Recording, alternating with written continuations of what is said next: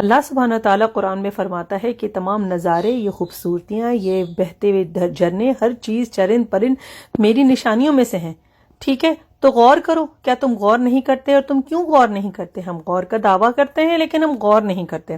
قرآن کو ہم نے صرف اور صرف چوم کے رکھنے کی، طاق میں سجانے کی ایک ڈیکوریشن پیس بنا دیا ہے، جبکہ ہم ان تمام نظاروں کا مشاہدہ کرتے وقت اللہ تعالیٰ کی تعریف بھی بیان نہیں کرتے، تعصیب بھی بیان نہیں کرتے.